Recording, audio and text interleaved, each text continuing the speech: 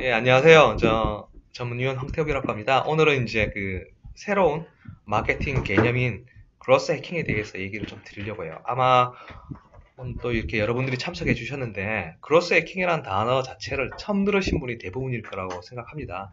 이 단어 자체가 아직은 대중화가 안 됐고 좀 새로 나온 단어인데 그로스 해킹하면 이제 많은 분들이 오해를 하시는 게 뭐 컴퓨터 쪽에 해킹 기법이냐 뭐 이렇게 해킹이라는 단어가 들어있어서 좀 그렇지 않습니까? 그런 단어 때문에 오해를 많이 하시는데 마케팅 쪽의 한 개념이고 접근법이다라고 생각하시면 될 것 같습니다. 그럼 시작하기 전에 이런 단어들에 대해서 조금 이해를 하시면 좋아요. 해커가 뭔지는 여러분 아시지 않습니까? 그죠? 근데 특히 서양 쪽에서는 해커라는 단어의 뜻이 약간 좀 달라요. 한국에서 해커는 컴퓨터 기술을 이용해서 남의 어떤 컴퓨터 장치나 시스템 이런 데이터베이스를 파괴하거나 이제 뭐 자료를 불법으로 가지고 오는 사람들인데 외국에서 해커는 컴퓨터에 전문적인 지식이 있는 사람, 컴퓨터를 전문적으로 이제 파고들어서 상당히 깊게 이해하고 있는 사람을 해커라고 합니다. 근데 나쁜 쪽에 이제 속하는 사람들은 크래커라고 아예 따로 용어를 정해서 불러요. 그래서 해커가 한국보다는 굉장히 긍정적인 의미로 불린다는 것. 예를 들어서 몇몇 이제 미국의 스타트업 업체들은 페이스북도 유명했는데 거기서 자기들은 해커다. 우리들은 해커들의 집단이다라고 얘기할 만큼 해커를 긍정적인 의미로 쓴다라는 게 조금 다릅니다. 근데 두 번째 이제 파리트에서 이제 이게 해적인데 여러분 해적하면 이제 그 뭐 좀 이제 뭐 캐러비안 해적 그런 쪽의 해적이 아니고 여기서 역시 하라는 것도 IT 쪽에서 해적이라는 거는 IT 쪽에서 자유주의 이제 개인주의를 좀 이제 주장하시는 분들 그런 것들을 의미합니다. 이거 역시 좀 긍정적인 의미에서 쓰는 단어지 실제 뭐 바다에서 뭐 그런 뭐 소말리아 그쪽하고 전혀 관계가 없으니까요. 그런 쪽의 용어의 이해가 좀 필요하고 그 다음에 이제 스타트업은 대부분 아시니까 근데 대부분 이제 벤처하고 스타트업을 구별해서 얘기는 잘 못하세요.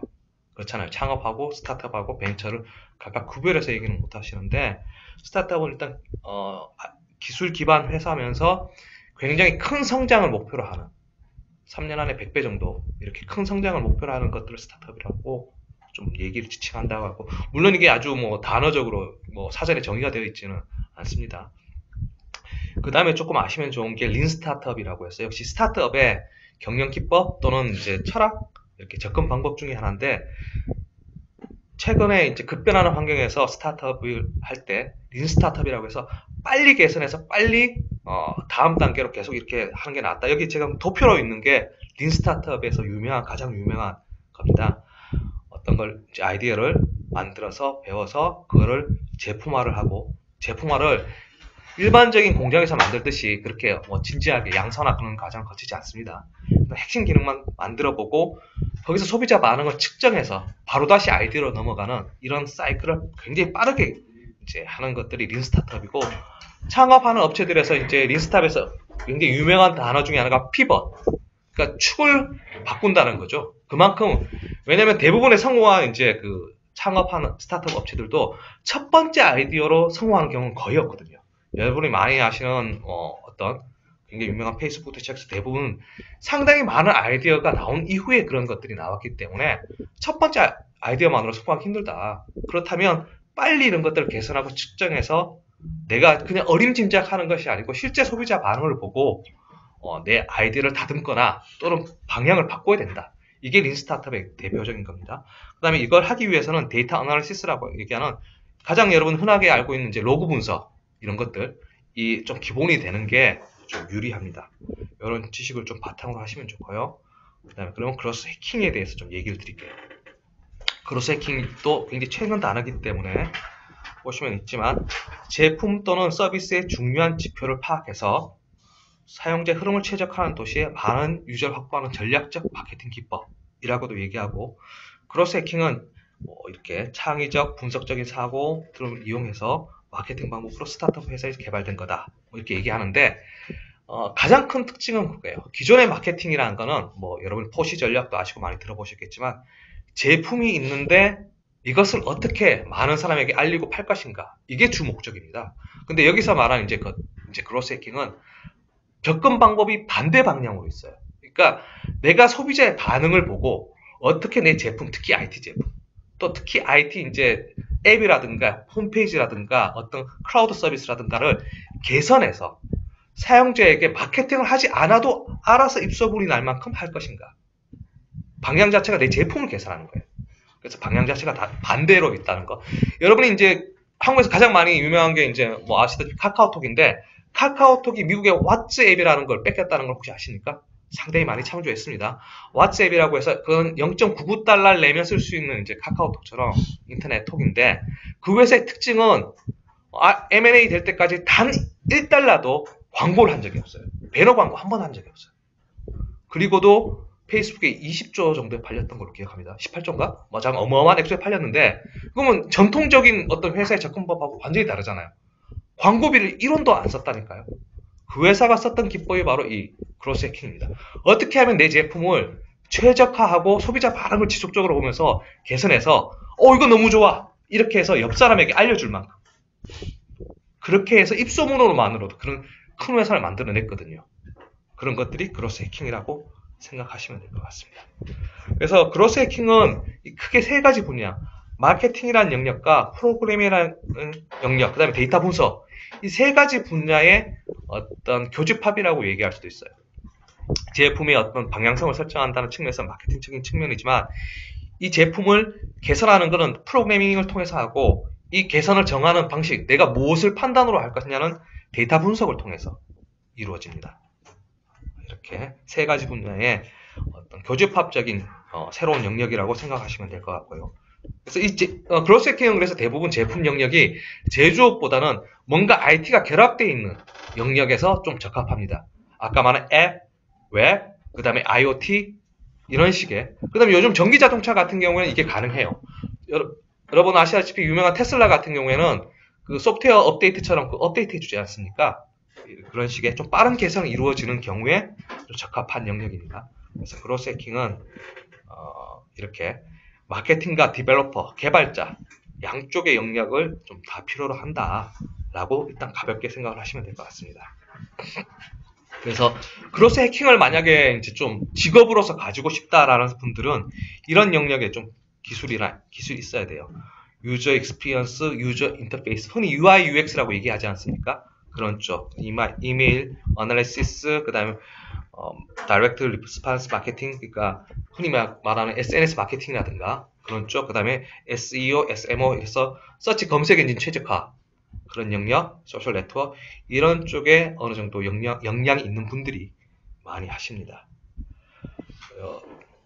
이런 쪽 역량이 이제 요거는 뭐 가볍게 보시면 어떤 것들이 이제 그로스 해킹을 하기 위해서 어떤 사람이 적합한가, 성장에 집중하고 핵심 지표에 집중하고 뭐 이런 사람들, 그러니까 스타트업의 특성상 스타트업에 어울리는 사람들하고 상당히 비슷합니다.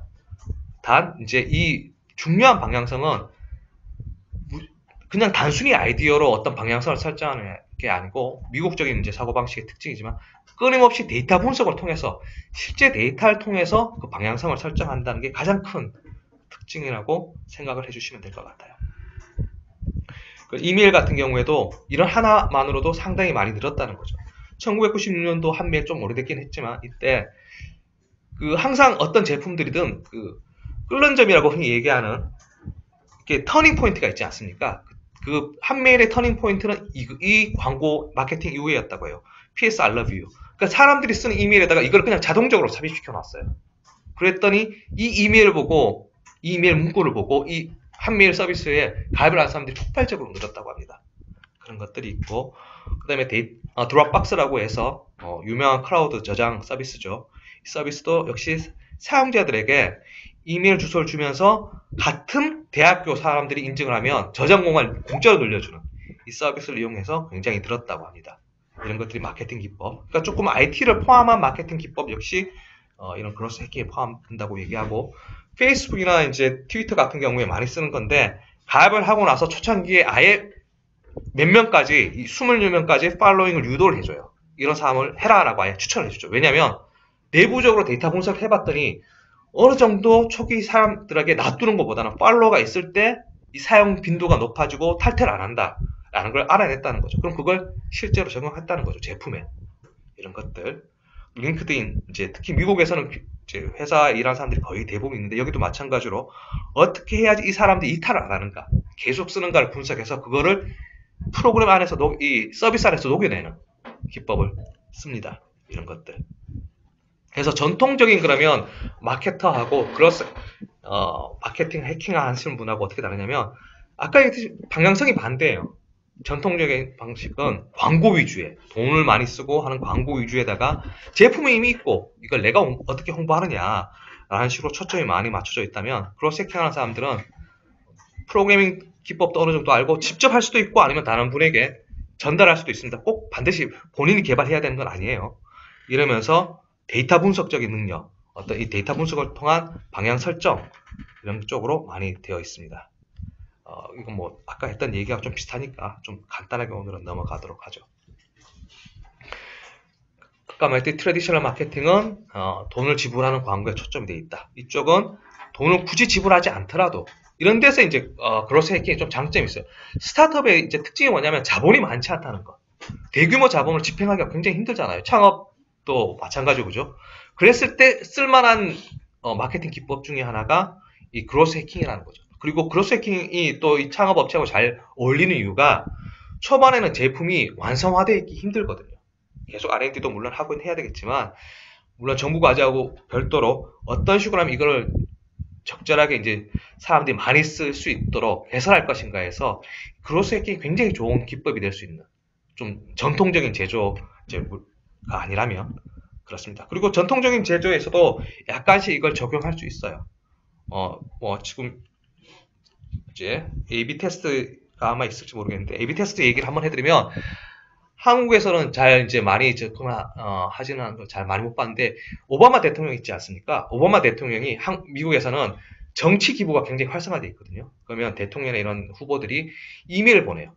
내가 이런 정책을 하겠다 이런 이제 메시지를 써서 보낸 다음에 기부를 받는다 이거죠. 그걸 가지고 대규모 캠페인하고 거기는 광고를 하니까 받는데 A/B 테스트는 뭐냐면 두 가지 이제 대안을 놔두고 그거를 실제 소규모 사용자에게 테스팅을 해보는 거예요. 어떤 식으로 했냐면 오바마는 자기가 이제 사용자 그룹을 정합니다. 뭐 예를 들어 백인 그룹 이렇게 정해요. 그 다음에 소비 수준에 대해서 그룹니다. 그 다음에 그 사람에게 어떤 메시지를 줄까를 사실은 작가를 통해서 썼습니다. 이메일을. 작가를 통해서 쓰는데 한 명이 아니고 2명 또는 3명에게 써요. 그래서 이런 메시지를 해서 기부를 이제 유도해야 되겠다 쓴 다음에 그 사용자 집단이 미국이면 크지 않습니까? 예를 들어서 뭐 한 20만 명이라고 합시다. 그게 바로 다 보내는 게 아니고 1000명 정도 단위로 테스트로 AB 또는 ABC로 미리 보내봐요. 미리 보내본 다음에 가장 기부가 높은 작가 거를 나머지에게 다 보내는 겁니다. 이해되시죠? 그랬을 때 실제 그렇게 하지 않았을 때보다 30에서 5%, 50% 정도 기부가 높아졌대요. 왜냐면 실제 사용자 반응을 보니까. 이전에는 사용자의 반응을 제대로 보지 못한 채 어떻게 이게 더 나을까 뭘까 내부에서 고민을 하는데 소비자 제품 많은 것들이 그렇지만 실제 기획자들이 생각하는 어떤 반응하고 실제 소비자 반응하고 다를 때가 굉장히 많거든요. 우리가 소비자를 이해하고 있다고 하지만 그게 정말 그렇지 않을 때가 있으니까. 근데 이 A/B 테스팅은 굉장히 서양적인 사고방식이긴 하지만 직접 그럼 소비자 테스팅을 해보자. A/B로 나눠서. 그리고 거기에 따라서 실제 적용을 하자. 이런 거죠. 웹페이지 만들 때도 유명한 사례가 있습니다. 이거 조금 맞는데 좀 언급을 그냥 할게요. 삼성에서 글로벌 이제 그 쇼핑몰 사이트 같은 게 하나 있었는데 거기서 결제 버튼이 빨간색이었어. 바이 이게. 근데 한 이사님이 삼성 색깔이 파란색인데 왜 이게 빨간색이냐? 파란색으로 바꿔라. 그래서 바꿨는데 이때 A/B 테스팅을 해봤으면 참 좋았을 걸. 바꾼 다음에 10억 이상 매출이 줄었어요. 왜 그 사소한 것도 이유가 있었다는 거죠. 빨간색 사용자의 시각적인 효과라든지 UI로서 의미가 있었는데 이런 것들을 사소한 것도 바꾸려면 서양에서는 요즘은 다 이런 A/B 테스트를 하고 이런 라이브 웹페이지에서 A/B 테스팅 할 수 있는 툴이 있어요. 하면 소수의 사용자에게만 그것이 전달돼요. 혹시 페이스북 쓰셨으면 아실 텐데 페이스북의 신기능들은 모든 사용자에게 동시에 적용 안 해요. 항상 이렇게 소수 사용자에게 A/B 테스팅을 해서 좋은 것들을 이제 쓰게 되는. 그래서 요즘은 옛날처럼 디지털라이제이션이 워낙 제품들이 많이 되고 이제 일로 넘어오고 있지 않습니까? 그러면 옛날 전통적인 기법에서 쓰기 힘든 이런 A/B 테스팅이 충분히 가능해지고 이런 툴들이 이제 많아지거든요. 그러면 단순히 이제 윗사람이나 소수의 기획자가 결정하는 게 아니고 그런 것들을 여러 가지 시나리오와 아이디어를 만든 다음에 실제 테스트를 하고 결과를 보고 적용하고 다시 또 거기에 따라 또 인사이트를 얻어서 또는 이제 인포메이션을 얻어서 또 다시 바꾸고 또 A/B 테스트를 또 하고 이런 과정을 거치면 내부 제품, 내부 서비스가 굉장히 향상될 수 있다는 거죠. 그러면 그 사실 마케팅은 제품을 홍보하는 것도 마케팅이지만 좋은 제품을 만드는 게 원래 마케팅의 큰 개념에서는 하나의 방향성이지 않습니까? 그랬을 때 그게 제대로 이루어질 수 있다고 판단됩니다. 그렇게 좋은 제품이 있어야 사실은 마케팅이 힘을 얻지 않습니까? 그죠? 이런 것들 하기 위해서 이제 뭐 여러 가지 기법들이 적용됩니다. 이렇게 이제 홈페이지에서 예를 들어서 이제 들어왔을 때 실제 구매까지 이르거나 또는 회원 가입까지 이르는 것들이 이렇게 단계별로 나눠져요. 쭉 나눠주고 해가지고 깔때기 이론인데 그런 것들이 언제 이제 사람들이 빠져나가는가 쭉쭉 있습니다. 중간에서 어느 단계에서 빠져나가고 몇 퍼센트 빠져나가고 뭐 예를 들어서 이제 뭐 사용자를 뭐 배너 광고를 통해서 100이라는 사람을 모았으면 몇 퍼센트 정도가 실제 구매에 가더라. 이런 것들이 실제 해보면 다 나와요. 그러면 옛날에 이거를 어떻게 보면 이제 통으로 분석하거나 이제 이렇게 좀 무작위로 했다면 이제는 이런 이론에 의해서 각 단계별로 들어온 사람이 회원 가입을 하나, 그 다음에 뭐 보나, 상품을 보나, 그 다음에 뭐 장바구니에 넣나, 그 다음에 실제 결제 버튼을 누르나, 실제 결제까지 가느냐. 이렇게 해서 각각마다 이탈률을 다 보는 거예요. 그 다음에 각각 이탈률에서 어떤 것이 문제인지를 보고, 그거를 A/B 테스팅을 통해서 실제로 하나하나씩 개선하는 거예요. 그렇게 해서 하면, 결국은, 전에는 예를 들어서 뭐 2%, 5%가 결제까지 가더라를 하나하나 그런 실제 눈에 보일 수 있는 지표를 통해서 10%까지 가더라. 이렇게 하면 2배, 3배, 이렇게 실제 매출이 올 수 있거든요. 이런 것들, 기법입니다. 뭐 이런 기법은 좀 전문적이니까 여러분은 오늘은 무엇이 이제 이 그로스 해킹냐만 이해하면 되니까 아주 너무 전문적인 내용은 좀 빼겠습니다. 이렇게 이런 것들을 ARR, 이 단어들입니다. Acquisition, Activation, 뭐 이렇게 이런 것들 단어라든가 깔때기 이론, 100%가 왔을 때 맨 마지막에 5%까지 아까 말한 것처럼 어떤 식으로 우리가 할 것인가. 이런 것들을 도입시켜서 또는 뭐 이런 아까 말한 A/B 테스팅이죠. 홈페이지에서도 양쪽에 첫 페이지처럼 그냥 내용만 많은 것보다 오히려 사진 하나처럼 마치 잡지처럼 이렇게 홈페이지를 구성했더니 102.5% 정도의 사용자가 증가했대. 근데 이런 것들은 어떤 이론으로 좀 설명하기 힘들지 않습니까? 그죠?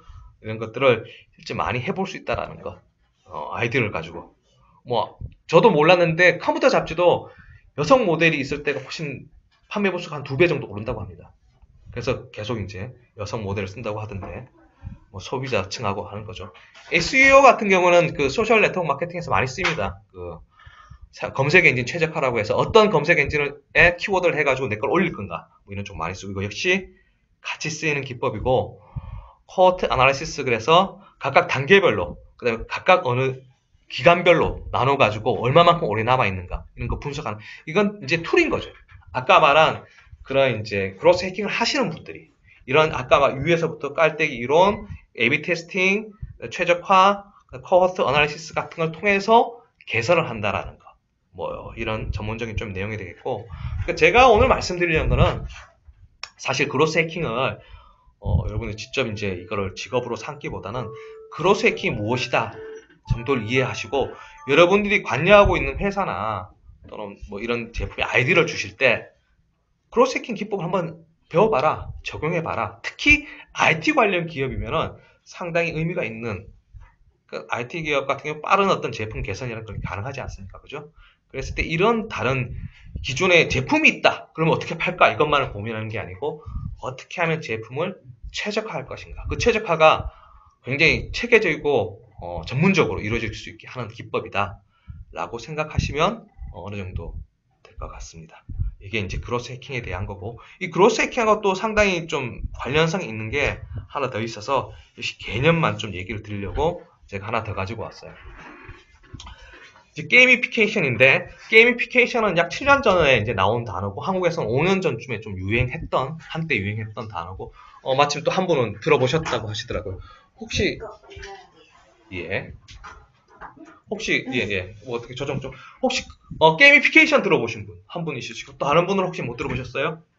예, 게이미피케이션은 단어 자체는 많이 몰라도 실제로 많이 쓰이고 있습니다. 그래서 한번 들어보시면 그 개선하시는 아이디어에 그러니까 사업을 기존에 있는 제품이나 이건 제조업에도 많이 쓸 수 있습니다. 뭐 여러 가지 용도로 쓸 수 있으니까 그때 이런 아이디어를 주시면 또 도움이 될 것 같습니다. 게이미피케이션 하면 이 단어는 역시 좀 생소하시죠? 이렇게 이제 가트너 그룹에 나온 건데 이거 약간 조금 지난 자료. 이 자료도 컴퓨터 ICT 쪽 관련해서 이제 어떤 정책 과제 하실 때 요 표 참조하시면 굉장히 좋아요. 요 이제 가트너 그룹에서 발표하는 기술 이제 하이퍼 텍스트라고 합니다. 그래서 어떤 기술들이 언제쯤 대중화가 될 것이고 기대치가 얼마에 있는가 보시면 모든 이제 기술 영역은 초기에 점점 기대치가 올라가서 어느 정도 개발됐을 때 중간 정도에서 가장 기대치가 오히려 높아요. 그러다가 그 거품이 꺼지고 난 다음에야 대중화가 된다는 이론이 하이퍼텍스트 이론입니다. 하이퍼 이쪽 이론인데 여기에서 보시면 이제 요건 조금 지난 자료긴 합니다. 사실 우리가 이제 정책 과제 제안할 때는 기대치 높은 게 좋아요. 기대치가 좀 높은 게 사람들이 기대가 굉장히 높고 이제 단어들이 많이 퍼질 때 오히려 이제 그 뒤에 대중화 직전에는 그 기대치가 꺼집니다. 기대치가 꺼진다는 거는 과제 선정에 약간 기대가 좀 낮다고 얘기할 수 있으니까 이 그래프 이제 가트너 그룹에서 검색하시면 나옵니다. 구글하면 매년 자료를 얻을 수 있고 작년 자료도 있으니까 한번 보시면 되고 게이미피케이션이 뭔지를 아주 짧게 얘기 드리면 제가 밑에 썼는데 게임이라는 단어가 있지만 게임이 아닌 영역에 적용시켜야 돼요. 게임에 절대 적용시키는 게 아닙니다. 게임이 아닌 영역에 게임의 요소를 적용해가지고 사용자의 동기나 특정 행동을 변화시키는 그러니까 더 내 제품을 많이 사게 하거나 내 사이트에 자주 오게 하거나 로열티를 늘리거나 이렇게 만드는 기법과 시스템을 게이미피케이션이라고 합니다. 피케이션은 이 영어의 의미 자체가 뭐뭐화하다 있거든요. 그 게이미피케이션이 한국어로는 게임화하다 이런 단어입니다. 그래서 첫 번째는 게임이 아닌 영역에 써야 된다라는 거. 게임에 절대 게임이 쓰지 않습니다. 그 다음에 요소들이 게임에 대한 요소를. 그러면 이제 제품이나 서비스를 게임처럼 만들어? 그렇진 않아요. 굉장히 게임에 세부적인 어떤 그 시스템 팩터를 집어넣는 거라서 일단 뭐 디지털라이제이션 이런 데 배경은 빼죠. 좀 기본 동기는 빼고 일단 이런 것들 한번 봅시다. 또 게이미피케이션은 행동 경제학하고 좀 연결이 되어 있습니다. 행동 경제학이라고 해서 한번 보시면 너치 효과는 한번 들어보셨죠? 들어보셨을 거 노벨 뭐 상도 받으셨죠, 이분. 그래서 강하게 권유하는 것보다 부드럽게 권유하는 게 오히려 더 잘 먹히더라. 이게 간단하게 얘기할 수 있는 너치 효과의 이제 요약인데 너무 사람들이 이제 강권하거나 이렇게 하면 거기에 대한 반발심이 생기잖아요. 그죠? 그래서 이걸 부드럽게 하는 거고 그 사례 중에 하나가 한국에서 좀 한두 군데 쓰이는 건 봤어요. 남자 소변기 청소 문제가 있으니까 거기에 벌레 그림을 하면 굉장히 조준을 열심히 하시기 때문에 덜 튄다고 합니다. 그 다음에 두 번째 거는 북유럽에 있는 건데 한국은 보통 하면 안 된다라는 문화예요. 뭐든지 하지 마라 이러고 요건 해도 돼 이렇게 허락해주는 문화인데 몇몇 나라들은 유턴 표시 금지 표시가만 없으면 다 유턴할 수 있는 나라도 있어요. 그러니까 하지 말라고 하기 전에는 해도 돼. 접근의 방법이 다른 거죠. 이렇게 있고 또 여기서 이 표시는 뭐냐면 속도 측정기를 놔둔 다음에 속도 측정이 우리나라에 이제 넘어가면 이제 너 벌금 줄 거야 이거잖아. 이건 반대예요. 그 기준 속도보다 아래면 표시를 해주면서 파란불하면서 그 어차피 번호가 찍히니까 일주일 단위로 로또해서 그 사람에게 상금을 줘요. 속도를 위반 안 한 사람을 대상으로. 근데 이 연구 결과에서는 이렇게 긍정적인 이제 쪽으로 했을 때 속도를 더 잘 지키더라 라고 얘기를 합니다. 그러니까 이전에는 한국도 지금 아직까지 좀 그런데 뭐든지 좀 회사 시스템이나 뭐든지 처벌 조항만 많은 그죠? 하지 말아라 뭐 이런 게 많은데 조금 이제는 좀 다르게 접근하는 것도 괜찮지 않을까라는 생각도 합니다. 펀티어리 이런 것들은 한번 유튜브에 가시면 다 제가 주소 놨으니까 한번 보시면 좋을 텐데 첫 번째가 공항의 쓰레기통이에요. 근데 이 안에 간단한 전자장치를 넣어서 제품을 넣으면은 소리가 나와요. 마치 한 500m에서 이제 물건이 떨어지는 딱 넣으면 쿵 이렇게 굉장히 깊은데 떨어지는 듯한 소리가 나오도록 했더니 사람들이 옆에 쓰레기까지 주워서 넣는 거예요. 재밌거든요. 굳이 한국에 그런 거 많잖아요. 그죠? 쓰레기를 안 넣으시면 뭐 과태료 얼마에 처분 가능하고 뭐 이렇게 하는 것보다 그러니까 뭔가 재밌는 요소, 긍정적인 요소를 집어넣는 것도 오히려 요즘 세상에서는 더 낫지 않냐라고 하는 거고, 두 번째 거는 사용자들이 에스컬레이터가 있으면 에스컬레이터만 많이 쓰는데 옆에 계단을, 이거 한국도 이거 따라서 하는 데가 있는 걸로 알고 있습니다. 피아노를 놔뒀더니 굉장히 많이 걷더라, 이런 것들, 이런 것들이 있습니다. 그래서 좀 이제 이론적인 복잡함이 있는데 간단하게 말씀드릴게요. 사람들이 게임에 열광하고 중독된 이유는 뭐 여러 가지가 있겠지만, 제가 봤을 때는 즉각적인 피드백과 보상이라고 생각해요. 가장 큰 요소는. 현실은 사실 공부든 뭐든 상당히 오래 걸리고, 내가 이것을 했을 때 뭐 즉각적인 어떤 이득은 없을 경우가 굉장히 많잖아요. 근데 게임은 하다못해 몬스터 하나만 잡아도 경험치 얼마가 오르고, 뭐 30분 하면 레벨 1 오르고, 아이템 하나 죽고, 그죠? 피드백이 굉장히 빠르고 좋고 보상도 빠르지 않습니까? 그럼 이런 거를 현실에도 어느 정도 적용할 수 있다는 거죠. 현실에도. 그런 것들이 게이미피케이션의 기본적인 아이디어입니다. 현실적인 걸 이제 좀 얘기를 해보죠. 이것부터 얘기를 하자면, 나이키에서 이제, 나이키의 1차적인 경쟁사는 아시다시피 아디다스나 뭐 퓨마나 리복이지만 2차적인 간접 경쟁자로 뽑은 데가 닌텐도예요. 왜냐? 사람의 쉬는 시간을 놓고 같이 경쟁한다고 생각하거든요. 그러면 이 나이키에서는 어떻게 생각하냐면, 어쩌면 조깅이 지루한데 이걸 재밌게 만들어줘야 되겠다. 그래야 게임이 안 빠지고 이걸 할 거다. 그래서 나이키는 나이키 플러스라는 게 있습니다. 그래서 이제 하시면 뛰는 거리를 다 측정해서 매일매일 어떻게 센서가 신발에 달려 있어요. 다 이걸 측정해주고 친구들하고 비교할 수도 있고 경쟁할 수도 있고 호응할 수도 있고, 이 디지털라이제이션을 조금 집어넣어가지고 일종의 약간의 게임처럼 게임에 그런 요소를 집어넣는 거죠. 스타벅스도 사인아웃도 이건 30대 여성분이 꽤 쓰시는 걸로 알고 있는데, 재밌는 이름으로 불러주거나 내가 맞춤형으로 이제 주문을 할 수 있게 하는 것들이 있죠. 이런 것들. 그 다음에 쉽게 생각해서 여러분들 뭐 지마켓이나 굉장히 요즘 많은 것에서 회원 등급제도 많죠. 그죠? 그게 전부 다 게이미피케이션에서 이론적인 설명이 가능합니다.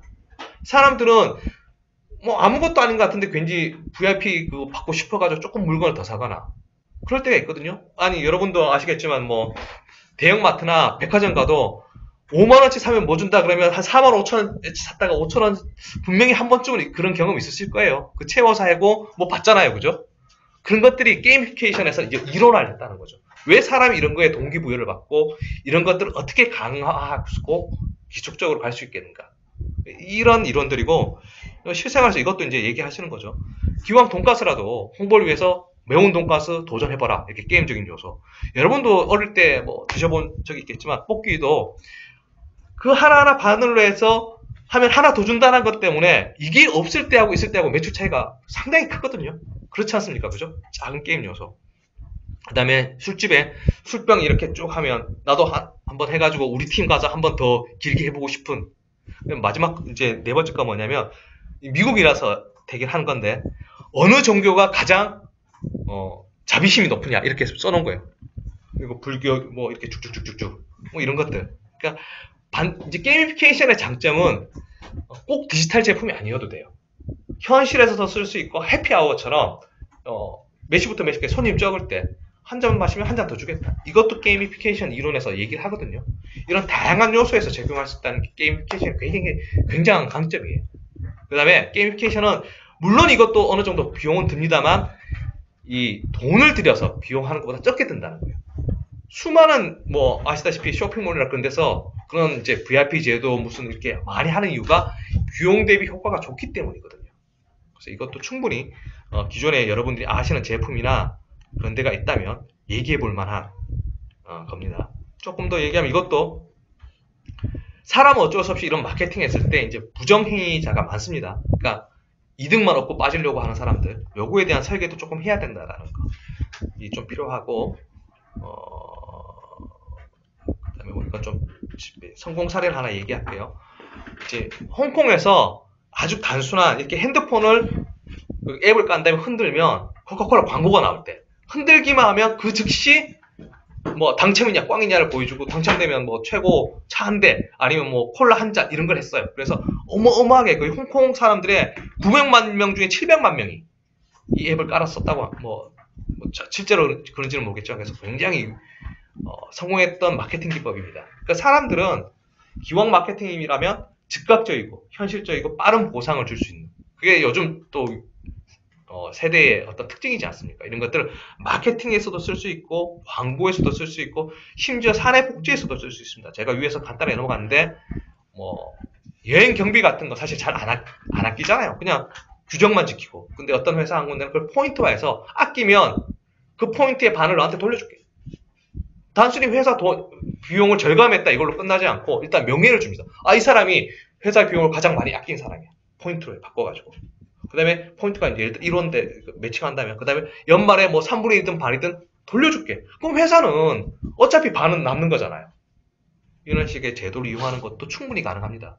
그래서 게이미피케이션도 이건 조금 아까 말한 것보다 또 적응성이 굉장히 넓으니까 기존에 있는 제품들이나 특히 고객이라는 멤버십 제도가 있을 경우에 한번 좀 꼭 고민해야 되는 서비스고 개념이니까 여러분이 이제 접근하시는 어떤 회사나 이런 쪽에 어떤 컨설팅이나 얘기할 때도 이 두 가지 쪽에 대한 것들, 아까 말하는 그로스 해킹이나 아니면 게이미피케이션 개념 한번 설명해 주면서, 또는 그런 분들이 이런 단어를 쓰실 때 최소한 이제 그거요 하고 이제 편하게 얘기할 수 있는 정도로는 기억해 주시면 좀 좋을 것 같습니다. 제가 간단하게 대학교 강의했던 자료인데 원래는 이 두 개 다 합쳐가지고 한 일주 정도 하는 강의지만 좀 짧게 개념 위주로 설명을 드릴게요. 혹시 질문 있으면 질문 받고 끝내도록 하겠습니다. 혹시 질문 있으세요? 처음 들어보는 단어긴 하죠, 그죠? 보통 이렇게 질문이 없으면 둘 중에 하나라고 하는데 잘했거나 아니면 정말 못했거나 질문이 없으시면 예. 이거는 활용을 어떻게? 일단 전문위원 입장에서는 이게 가능해요. 그 제품 서비스를 만들었을 때 그 아이템 해가지고 과제 하지 않습니까? 거기에 이걸 녹여 넣어라, 이렇게 가능해요.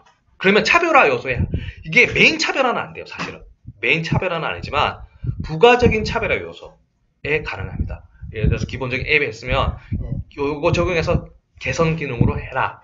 이거 우리 그냥 개선했다고 하지 말고 크로스 해킹 통해 가지고 개선했다고 해라. 또는 게이미피케이션 통해 가지고 사용자 증대에 이런 노력을 했다고 해라 하면 이론적인 배경도 있고 좀 그럴듯하거든요. 그냥 단순히 무슨 뭐 하나 더 넣었어요 보다는 그런 식으로 우리가 뭐 개선을 하더라도 이론적인 배경과 트렌드에 맞춰 가지고 좀 이 지도를 해줄 수 있다는 강점은 좀 있습니다. 실제 저도 특히 IT 쪽이나 이런 쪽에 할 때 좀 실제로 씁니다. 그래서 이런 쪽에 넣어가지고 다음번에 개선하실 때 이런 부분을 한 3분의 1쯤 쓰세요.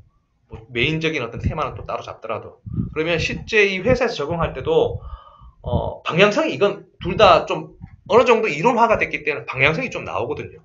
적용해야 될 툴도 있고 적용해야 될 이론도 있고 분석해야 될 것들. 이 미국 쪽 이론들의 장점이 실제 데이터를 보고 측정하고 바꾸고 이런 것들이 많아서 좀 그런 점에서 좀 유리합니다. 예, 전문위원 입장에서는 좀 그렇게 좀 써먹을 수 있다는 게 좀 장점일 것 같습니다. 네, 고생하셨습니다. 예, 수고하셨습니다. 예, 감사합니다.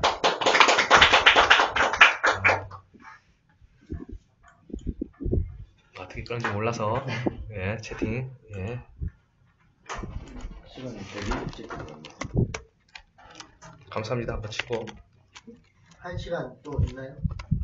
1시간 40분인데. 예, 꺼주세요.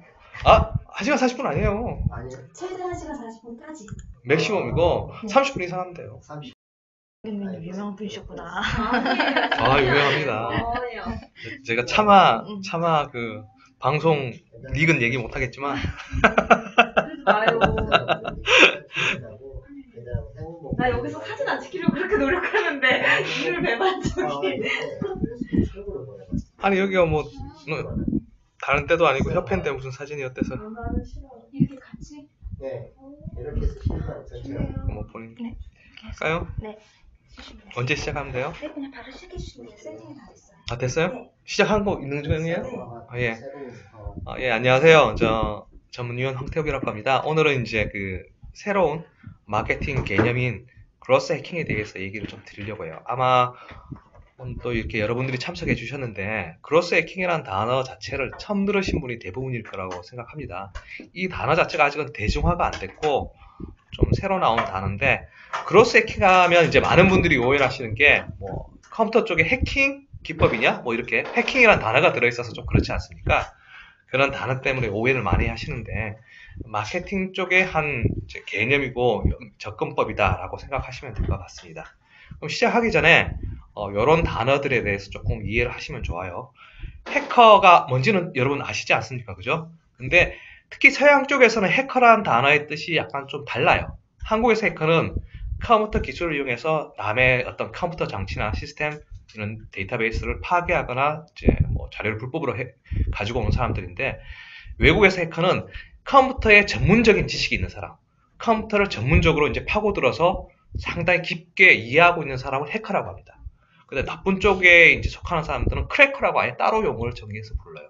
그래서 해커가 한국보다는 굉장히 긍정적인 의미로 불린다는 것. 예를 들어서 몇몇 이제 미국의 스타트업 업체들은 페이스북도 유명했는데 거기서 자기들은 해커다, 우리들은 해커들의 집단이다 라고 얘기할 만큼 해커를 긍정적인 의미로 쓴다라는 게 조금 다릅니다. 근데 두 번째 이제 파리트에서 이제 이게 해적인데 여러분 해적하면 이제 좀 이제 캐리비안 해적 그런 쪽의 해적이 아니고 여기서 역시 하는 것도 IT 쪽에서 해적이라는 거는 IT 쪽에서 자유주의 이제 개인주의를 좀 이제 주장하시는 분들 그런 것들을 의미합니다. 이거 역시 좀 긍정적인 의미에서 쓰는 단어지 실제 뭐 바다에서 뭐 그런 뭐 소말리아 그쪽하고 전혀 관계가 없으니까요. 그런 쪽의 용어의 이해가 좀 필요하고 그 다음에 이제 스타트업은 대부분 아시니까 근데 대부분 이제 벤처하고 스타트업을 구별해서 얘기는 잘 못하세요. 그렇잖아요. 창업하고 스타트업하고 벤처를 각각 구별해서 얘기는 못하시는데 스타트업은 일단 기술 기반 회사면서 굉장히 큰 성장을 목표로 하는 3년 안에 100배 정도 이렇게 큰 성장을 목표로 하는 것들을 스타트업이라고 좀 얘기를 지칭한다고 하고 물론 이게 아주 뭐 단어적으로 뭐 사전에 정의가 되어 있지는 않습니다. 그 다음에 조금 아시면 좋은 게 린 스타트업이라고 해서 역시 스타트업의 경영 기법 또는 이제 철학 이렇게 접근 방법 중에 하나인데 최근에 이제 급변하는 환경에서 스타트업을 할 때 린 스타트업이라고 해서 빨리 개선해서 빨리 다음 단계로 계속 이렇게 하는 게 낫다. 여기 제가 도표로 있는 게 린 스타트업에서 가장 유명한 겁니다. 어떤 걸 이제 아이디어를 만들어서 배워서 그거를 제품화를 하고 제품화를 일반적인 공장에서 만들듯이 그렇게 뭐 진지하게 양산화 그런 과정을 거치지 않습니다. 핵심 기능만 만들어보고 거기서 소비자 반응을 측정해서 바로 다시 아이디어로 넘어가는 이런 사이클을 굉장히 빠르게 이제 하는 것들이 린 스타트업이고 창업하는 업체들에서 이제 린 스타트업에서 굉장히 유명한 단어 중에 하나가 피벗. 그러니까 축을 바꾼다는 거죠. 그만큼 왜냐면 대부분의 성공한 이제 창업하는 스타트업 업체들도 첫 번째 아이디어로 성공한 경우는 거의 없거든요. 여러분이 많이 아시는 어떤 굉장히 유명한 페이스북 대체학에서 대부분 상당히 많은 아이디어가 나온 이후에 그런 것들이 나왔기 때문에 첫 번째 아이디어만으로 성공하기 힘들다. 그렇다면 빨리 이런 것들을 개선하고 측정해서 내가 그냥 어림짐작하는 것이 아니고 실제 소비자 반응을 보고 내 아이디어를 다듬거나 또는 방향을 바꿔야 된다. 이게 린 스타트업의 대표적인 겁니다. 그 다음에 이걸 하기 위해서는 데이터 어널리시스라고 얘기하는 가장 여러분 흔하게 알고 있는 이제 로그 분석 이런 것들 이 좀 기본이 되는 게 좀 유리합니다. 이런 지식을 좀 바탕으로 하시면 좋고요. 그다음에 그러면 크로스 해킹에 대해서 좀 얘기를 드릴게요. 크로스 해킹도 굉장히 최근 단어이기 때문에 보시면 있지만 제품 또는 서비스의 중요한 지표를 파악해서 사용자 흐름을 최적화하는 도시에 많은 유저를 확보하는 전략적 마케팅 기법이라고도 얘기하고 크로스 해킹은 이렇게 창의적 분석적인 사고 등을 이용해서 마케팅 방법으로 스타트업 회사에서 개발된 거다 이렇게 얘기하는데 가장 큰 특징은 그거예요. 기존의 마케팅이라는 거는 여러분 포시 전략도 아시고 많이 들어보셨겠지만 제품이 있는데 이것을 어떻게 많은 사람에게 알리고 팔 것인가 이게 주 목적입니다. 근데 여기서 말하는 이제 크로스 해킹은 접근 방법이 반대 방향으로 있어요. 그러니까 내가 소비자의 반응을 보고 어떻게 내 제품, 특히 IT 제품, 또 특히 IT 이제 앱이라든가 홈페이지라든가 어떤 클라우드 서비스라든가를 개선해서 사용자에게 마케팅을 하지 않아도 알아서 입소문이 날 만큼 할 것인가. 방향 자체가 내 제품을 개선하는 거예요. 그래서 방향 자체가 다 반대로 있다는 거. 여러분이 이제 한국에서 가장 많이 유명한 게 이제 아시다시피 카카오톡인데 카카오톡이 미국의 왓츠앱이라는 걸 뺏겼다는 걸 혹시 아십니까? 상당히 많이 창조했습니다. 왓츠앱이라고 해서 그건 0.99달러 내면 쓸 수 있는 이제 카카오톡처럼 인터넷 톡인데 그 회사의 특징은 M&A 될 때까지 단 1달러도 광고를 한 적이 없어요. 배너 광고 한 번 한 적이 없어요. 그리고도 페이스북에 20조 정도에 팔렸던 걸로 기억합니다. 18조인가? 뭐 참 어마어마한 액수에 팔렸는데 그러면 전통적인 어떤 회사의 접근법하고 완전히 다르잖아요. 광고비를 1원도 안 썼다니까요. 그 회사가 썼던 기법이 바로 이 그로스 해킹입니다. 어떻게 하면 내 제품을 최적화하고 소비자 반응을 지속적으로 보면서 개선해서 이거 너무 좋아 이렇게 해서 옆 사람에게 알려줄 만큼 그렇게 해서 입소문으로만으로도 그런 큰 회사를 만들어냈거든요. 그런 것들이 그로스 해킹이라고 생각하시면 될 것 같습니다. 그래서 그로스 해킹은 크게 세 가지 분야, 마케팅이라는 영역과 프로그래밍이라는 영역, 그 다음에 데이터 분석, 이 세 가지 분야의 어떤 교집합이라고 얘기할 수도 있어요. 제품의 어떤 방향성을 설정한다는 측면에서 마케팅적인 측면이지만 이 제품을 개선하는 것은 프로그래밍을 통해서 하고 이 개선을 정하는 방식, 내가 무엇을 판단으로 할 것이냐는 데이터 분석을 통해서 이루어집니다. 이렇게 세 가지 분야의 어떤 교집합적인 새로운 영역이라고 생각하시면 될 것 같고요. 그래서 이 그로스 해킹은 그래서 대부분 제품 영역이 제조업보다는 뭔가 IT가 결합되어 있는 영역에서 좀 적합합니다. 아까 말한 앱, 웹, 그 다음에 IoT 이런 식의 그 다음에 요즘 전기자동차 같은 경우에는 이게 가능해요. 여러분 아시다시피 유명한 테슬라 같은 경우에는 그 소프트웨어 업데이트처럼 그 업데이트 해주지 않습니까? 그런 식의 좀 빠른 개선이 이루어지는 경우에 좀 적합한 영역입니다. 그래서 그로스 해킹은 이렇게 마케팅과 디벨로퍼, 개발자 양쪽의 영역을 좀 다 필요로 한다라고 일단 가볍게 생각을 하시면 될 것 같습니다. 그래서 그로스 해킹을 만약에 이제 좀 직업으로서 가지고 싶다라는 분들은 이런 영역에 좀 기술이 있어야 돼요. 유저 익스피리언스, 유저 인터페이스, 흔히 UI, UX라고 얘기하지 않습니까? 그런 쪽, 이메일, 어널리시스, 그 다음에 다이렉트 리스폰스 마케팅, 그러니까 흔히 말하는 SNS 마케팅이라든가 그런 쪽, 그 다음에 SEO, SMO 해서 서치 검색 엔진 최적화 그런 영역, 소셜 네트워크 이런 쪽에 어느 정도 역량이 있는 분들이 많이 하십니다. 이런 쪽 역량이 이제 요거는 뭐 가볍게 보시면 어떤 것들이 이제 그로스 해킹을 하기 위해서 어떤 사람이 적합한가? 성장에 집중하고 핵심 지표에 집중하고 뭐 이런 사람들, 그러니까 스타트업의 특성상 스타트업에 어울리는 사람들하고 상당히 비슷합니다.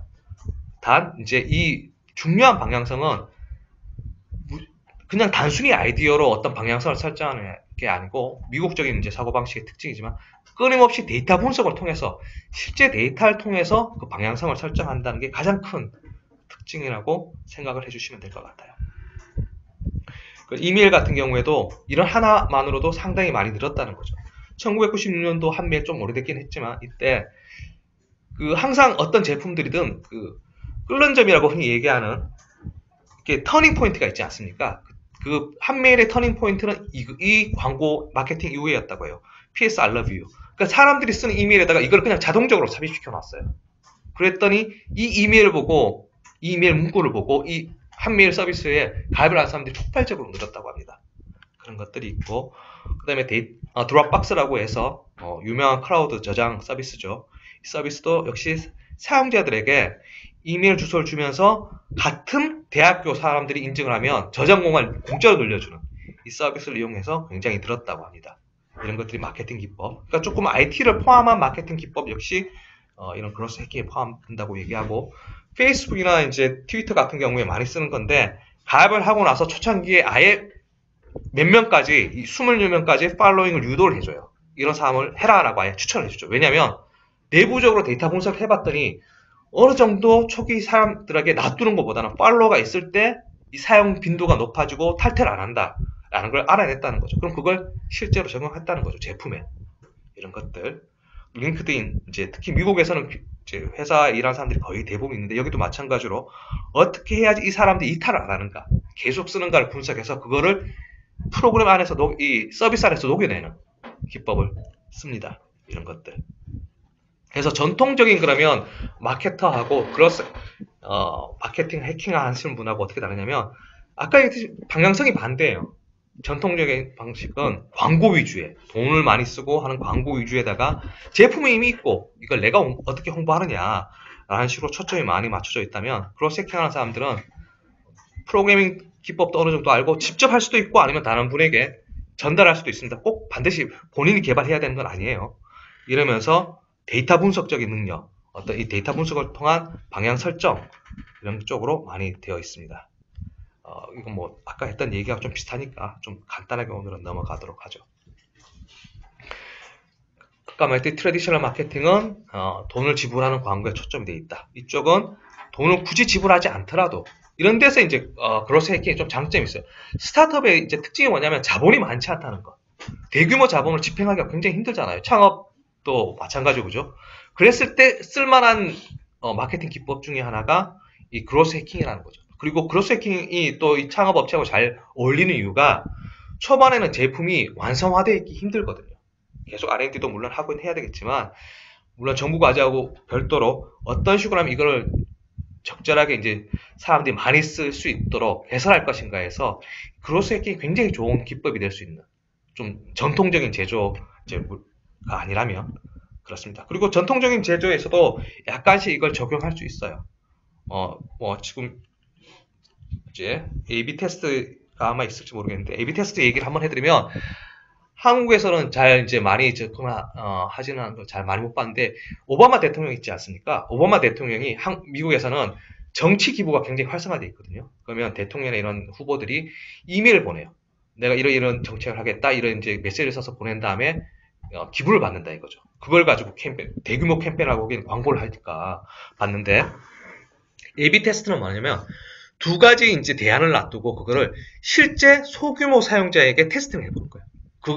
어떤 식으로 했냐면, 오바마는 자기가 이제 사용자 그룹을 정합니다. 뭐 예를 들어 백인 그룹 이렇게 정해요. 그 다음에 소비 수준에 대해서 그룹니다. 그 다음에 그 사람에게 어떤 메시지를 줄까를 사실은 작가를 통해서 썼습니다. 이메일을. 작가를 통해서 쓰는데 한 명이 아니고 두 명 또는 세 명에게 써요. 그래서 이런 메시지를 해서 기부를 이제 유도해야 되겠다 쓴 다음에, 그 사용자 집단이 미국이면 크지 않습니까? 예를 들어서 뭐 한 20만 명이라고 합시다.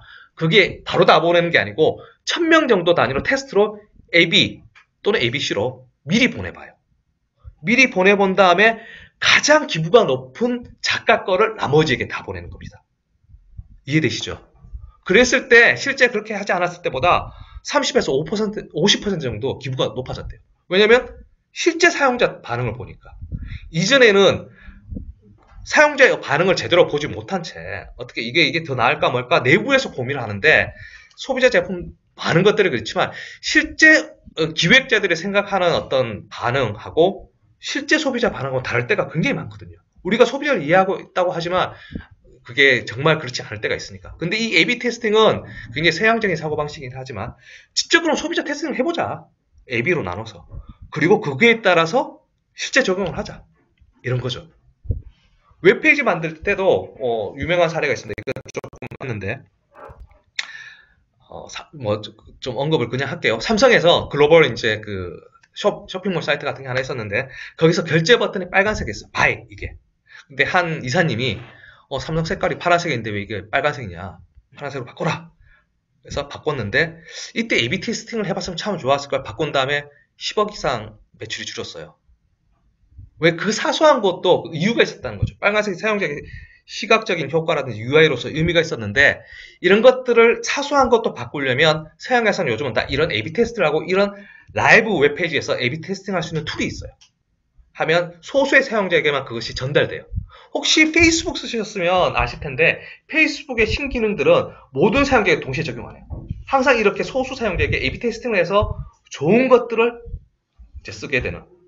그래서 요즘은 옛날처럼 디지털라이제이션이 워낙 제품들이 많이 되고 이제 일로 넘어오고 있지 않습니까? 그러면 옛날 전통적인 기법에서 쓰기 힘든 이런 A/B 테스팅이 충분히 가능해지고 이런 툴들이 이제 많아지거든요. 그러면 단순히 이제 윗사람이나 소수의 기획자가 결정하는 게 아니고, 그런 것들을 여러 가지 시나리오와 아이디어를 만든 다음에 실제 테스트를 하고 결과를 보고 적용하고, 다시 또 거기에 따라 또 인사이트를 얻어서 또는 이제 인포메이션을 얻어서 또 다시 바꾸고 또 A/B 테스트를 또 하고, 이런 과정을 거치면 내부 제품, 내부 서비스가 굉장히 향상될 수 있다는 거죠. 그러면 그 사실 마케팅은 제품을 홍보하는 것도 마케팅이지만 좋은 제품을 만드는 게 원래 마케팅의 큰 개념에서는 하나의 방향성이지 않습니까? 그랬을 때 그게 제대로 이루어질 수 있다고 판단됩니다. 그렇게 좋은 제품이 있어야 사실은 마케팅이 힘을 얻지 않습니까? 그죠? 이런 것들 하기 위해서 이제 뭐 여러 가지 기법들이 적용됩니다. 이렇게 이제 홈페이지에서 예를 들어서 이제 들어왔을 때 실제 구매까지 이르거나 또는 회원 가입까지 이르는 것들이 이렇게 단계별로 나눠져요. 쭉 나눠주고 해가지고 깔때기 이론인데 그런 것들이 언제 이제 사람들이 빠져나가는가 쭉쭉 있습니다. 중간에서 어느 단계에서 빠져나가고 몇 퍼센트 빠져나가고 뭐 예를 들어서 이제 뭐 사용자를 뭐 배너 광고를 통해서 이제 100이라는 사람을 모았으면 몇 퍼센트 정도가 실제 구매에 가더라. 이런 것들이 실제 해보면 다 나와요. 그러면 옛날에 이거를 어떻게 보면 이제 통으로 분석하거나 이제 이렇게 좀 무작위로 했다면 이제는 이런 이론에 의해서 각 단계별로 들어오는 사람이 회원가입을 하나, 그 다음에 뭐 보나, 상품을 보나, 그 다음에 뭐 장바구니에 넣나, 그 다음에 실제 결제 버튼을 누르나, 실제 결제까지 가느냐. 이렇게 해서 각각마다 이탈률을 다 보는 거예요. 그 다음에 각각 이탈률에서 어떤 것이 문제인지를 보고, 그거를 A/B 테스팅을 통해서 실제로 하나하나씩 개선하는 거예요. 그렇게 해서 하면, 결국은, 전에는 예를 들어서 뭐 2%, 5%가 결제까지 가더라를 하나하나 그런 실제 눈에 보일 수 있는 지표를 통해서 10%까지 가더라. 이렇게 하면 2배, 3배, 이렇게 실제 매출이 올 수 있거든요. 이런 것들, 기법입니다. 뭐 이런 기법은 좀 전문적이니까 여러분은 오늘은 무엇이 이제 이 그로스 해킹이냐만 이해하면 되니까 아주 너무 전문적인 내용은 좀 빼겠습니다. 이렇게 이런 것들을 ARR, 이 단어들입니다. Acquisition, Activation, 뭐 이렇게 이런 것들 단어라든가 깔때기 이론 100%가 왔을 때 맨 마지막에 5%까지 아까 말한 것처럼 어떤 식으로 우리가 할 것인가 이런 것들을 도입시켜서 또는 뭐 이런 아까 말한 A/B 테스팅이죠. 홈페이지에서도 양쪽에 첫 페이지처럼 그냥 내용만 많은 것보다 오히려 사진 하나처럼 마치 잡지처럼 이렇게 홈페이지를 구성했더니 102.5% 정도의 사용자가 증가했대. 근데 이런 것들은 어떤 이론으로 좀 설명하기 힘들지 않습니까? 그죠? 이런 것들을 실제 많이 해볼 수 있다라는 것. 아이디어를 가지고. 뭐 저도 몰랐는데 컴퓨터 잡지도 여성 모델이 있을 때가 훨씬 판매 보수가 한 2배 정도 오른다고 합니다. 그래서 계속 이제 여성 모델을 쓴다고 하던데 뭐 소비자층하고 하는 거죠. SEO 같은 경우는 그 소셜 네트워크 마케팅에서 많이 쓰입니다. 그 검색 엔진 최적화라고 해서 어떤 검색 엔진에 키워드를 해가지고 내 걸 올릴 건가 뭐 이런 쪽 많이 쓰고 이거 역시 같이 쓰이는 기법이고 코어트 아나리시스 그래서 각각 단계별로 그다음에 각각 어느 기간별로 나눠가지고 얼마만큼 오래 남아있는가 이런 거 분석하는 이건 이제 툴인 거죠. 아까 말한 그런 이제 그로스 해킹을 하시는 분들이 이런 아까 위에서부터 깔때기 이론, A/B 테스팅, 최적화, 코어트 어나리시스 같은 걸 통해서 개선을 한다라는 거. 뭐 이런 전문적인 좀 내용이 되겠고 그러니까 제가 오늘 말씀드리려는 거는 사실 그로스 해킹을 여러분이 직접 이제 이거를 직업으로 삼기보다는 그로스 해킹이 무엇이다 정도를 이해하시고 여러분들이 관여하고 있는 회사나 또는 뭐 이런 제품의 아이디어를 주실 때 그로스 해킹 기법을 한번 배워봐라, 적용해봐라. 특히 IT 관련 기업이면은 상당히 의미가 있는 그 IT 기업 같은 경우 빠른 어떤 제품 개선이라는 건 가능하지 않습니까? 그죠? 그랬을 때 이런 다른 기존에 제품이 있다. 그러면 어떻게 팔까? 이것만을 고민하는 게 아니고 어떻게 하면 제품을 최적화할 것인가. 그 최적화가 굉장히 체계적이고 전문적으로 이루어질 수 있게 하는 기법이다. 라고 생각하시면 어느 정도 될 것 같습니다. 이게 이제 그로스 해킹에 대한 거고 이 그로스 해킹하고 또 상당히 좀 관련성이 있는 게 하나 더 있어서 이 개념만 좀 얘기를 드리려고 제가 하나 더 가지고 왔어요. 이제 게이미피케이션인데 게이미피케이션은 약 7년 전에 이제 나온 단어고 한국에서는 5년 전쯤에 좀 한때 유행했던 단어고 마침 또 한 분은 들어보셨다고 하시더라고요. 혹시 예. 뭐 어떻게 조정 좀 혹시 게이미피케이션 들어보신 분 한 분 있으시고 또 다른 분은 혹시 못 들어보셨어요? 예, 게이미피케이션은 단어 자체는 많이 몰라도 실제로 많이 쓰이고 있습니다. 그래서 한번 들어보시면 그 개선하시는 아이디어에 그러니까 사업을 기존에 있는 제품이나 이건 제조업에도 많이 쓸 수 있습니다. 뭐 여러 가지 용도로 쓸 수 있으니까 그때 이런 아이디어를 주시면 또 도움이 될 것 같습니다. 게이미피케이션 하면 이 단어는 역시 좀 생소하시죠? 이렇게 이제 가트너 그룹에 나온 건데 이건 약간 조금 지난 자료. 이 자료도 컴퓨터 ICT 쪽 관련해서 이제 어떤 정책 과제 하실 때 요 표 참조하시면 굉장히 좋아요. 요 이제 가트너 그룹에서 발표하는 기술 이제 하이퍼 텍스트라고 합니다. 그래서 어떤 기술들이 언제쯤 대중화가 될 것이고 기대치가 얼마에 있는가 보시면 모든 이제 기술 영역은 초기에 점점 기대치가 올라가서 어느 정도 개발됐을 때 중간 정도에서 가장 기대치가 오히려 높아요. 그러다가 그 거품이 꺼지고 난 다음에야 대중화가 된다는 이론이 하이퍼텍스트 이론입니다. 하이퍼 이쪽 이론인데 여기에서 보시면 이제 요건 조금 지난 자료긴 합니다. 사실 우리가 이제 정책 과제 제안할 때는 기대치 높은 게 좋아요. 기대치가 좀 높은 게 사람들이 기대가 굉장히 높고 이제 단어들이 많이 퍼질 때 오히려 이제 그 뒤에 대중화 직전에는 그 기대치가 꺼집니다. 기대치가 꺼진다는 거는 과제 선정에 약간 기대가 좀 낮다고 얘기할 수 있으니까 이 그래프 이제 가트너 그룹에서 검색하시면 나옵니다. 구글 하면 매년 자료를 얻을 수 있고 작년 자료도 있으니까 한번 보시면 되고 게이미피케이션이 뭔지를 아주 짧게 얘기 드리면 제가 밑에 썼는데 게임이라는 단어가 있지만 게임이 아닌 영역에 적용시켜야 돼요. 게임에 절대 적용시키는 게 아닙니다. 게임이 아닌 영역에 게임의 요소를 적용해가지고 사용자의 동기나 특정 행동을 변화시키는 그러니까 더 내 제품을 많이 사게 하거나 내 사이트에 자주 오게 하거나 로열티를 늘리거나 이렇게 만드는 기법과 시스템을 게이미피케이션이라고 합니다. 피케이션은 이 영어의 의미 자체가 뭐뭐화하다 있거든요. 그 게이미피케이션이 한국어로는 게임화하다 이런 단어입니다. 그래서 첫 번째는 게임이 아닌 영역에 써야 된다라는 거. 게임에 절대 게임이 쓰지 않습니다. 그 다음에 요소들이 게임에 대한 요소를. 그러면 이제 제품이나 서비스를 게임처럼 만들어? 그렇진 않아요. 굉장히 게임에 세부적인 어떤 그 시스템 팩터를 집어넣는 거라서 일단 뭐 디지털라이제이션 이런 데 배경은 빼죠. 좀 기본 동기는 빼고 일단 이런 것들 한번 봅시다. 또 게이미피케이션은 행동 경제학하고 좀 연결이 되어 있습니다. 행동 경제학이라고 해서 한번 보시면 너치 효과는 한번 들어보셨죠? 들어보셨을 거. 노벨 상도 받으셨죠, 이분. 그래서 강하게 권유하는 것보다 부드럽게 권유하는 게 오히려 더 잘 먹히더라. 이게 간단하게 얘기할 수 있는 너치 효과의 이제 요약인데 너무 사람들이 이제 강권하거나 이렇게 하면 거기에 대한 반발심이 생기잖아요. 그죠? 그래서 이걸 부드럽게 하는 거고 그 사례 중에 하나가 한국에서 좀 한두 군데 쓰이는 건 봤어요. 남자 소변기 청소 문제가 있으니까 거기에 벌레 그림을 하면 굉장히 조준을 열심히 하시기 때문에 덜 튄다고 합니다. 그 다음에 두 번째 거는 북유럽에 있는 건데 한국은 보통 하면 안 된다라는 문화예요.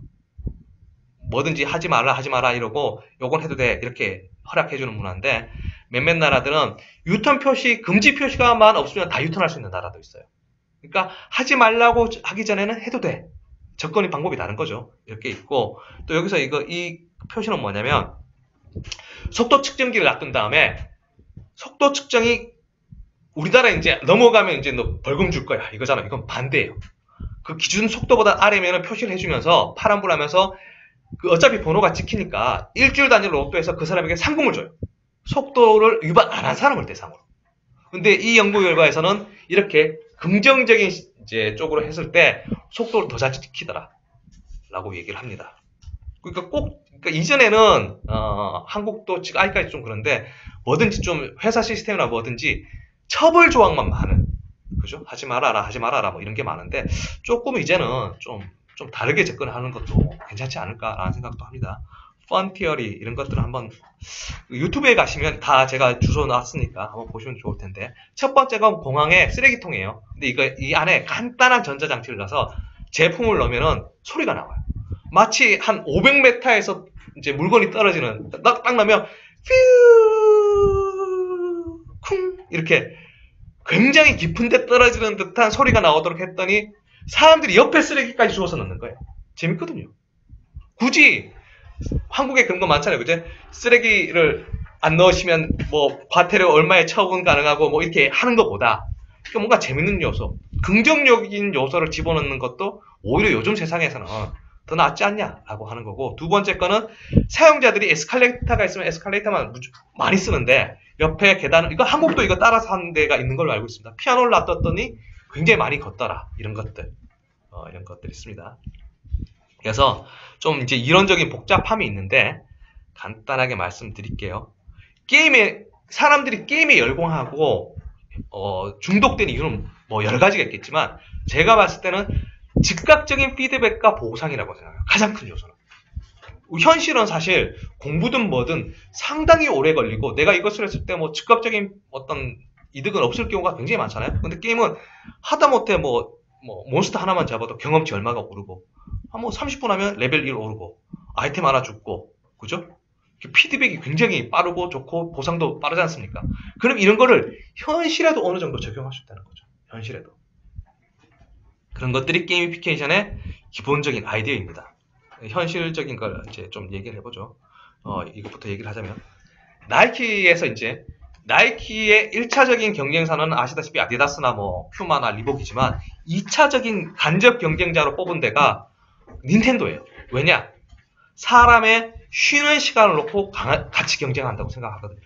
그러면 이 나이키에서는 어떻게 생각하냐면 어쩌면 조깅이 지루한데 이걸 재밌게 만들어줘야 되겠다. 그래야 게임이 안 빠지고 이걸 할 거다. 그래서 나이키는 나이키 플러스라는 게 있습니다. 그래서 이제 하시면 뛰는 거리를 다 측정해서 매일매일 어떻게 센서가 신발에 달려 있어요. 다 이걸 측정해주고 친구들하고 비교할 수도 있고 경쟁할 수도 있고 호응할 수도 있고 디지털라이제이션을 조금 집어넣어가지고 일종의 약간의 게임처럼 게임에 그런 요소를 집어넣는 거죠. 스타벅스도 사인아웃도 이건 30대 여성분이 꽤 쓰시는 걸로 알고 있는데 재밌는 이름으로 불러주거나 내가 맞춤형으로 이제 주문을 할 수 있게 하는 것들이 있죠. 이런 것들. 그 다음에 쉽게 생각해서 여러분들 뭐 지마켓이나 굉장히 요즘 많은 것에서 회원 등급제도 많죠. 그죠? 그게 전부 다 게이미피케이션에서 이론적인 설명이 가능합니다. 사람들은 뭐 아무것도 아닌 것 같은데 괜히 VIP 그거 받고 싶어가지고 조금 물건을 더 사거나 그럴 때가 있거든요. 아니 여러분도 아시겠지만 뭐 대형마트나 백화점 가도 5만원치 사면 뭐 준다 그러면 한 4만 5천원치 샀다가 5천원 분명히 한 번쯤은 그런 경험 있으실 거예요. 그 채워서 하고 뭐 받잖아요. 그죠? 그런 것들이 게이미피케이션에서 이제 이론화했다는 거죠. 왜 사람이 이런 거에 동기부여를 받고 이런 것들을 어떻게 강화하고 기초적으로 갈 수 있겠는가. 이런 이론들이고 실생활에서 이것도 이제 얘기하시는 거죠. 기왕 돈가스라도 홍보를 위해서 매운 돈가스 도전해봐라. 이렇게 게임적인 요소. 여러분도 어릴 때 뭐 드셔본 적이 있겠지만 볶기도 그 하나하나 바늘로 해서 하면 하나 더 준다는 것 때문에 이게 없을 때하고 있을 때하고 매출 차이가 상당히 크거든요. 그렇지 않습니까? 그죠? 작은 게임 요소. 그 다음에 술집에 술병 이렇게 쭉 하면 나도 한번 해가지고 우리 팀 가서 한번 더 길게 해보고 싶은.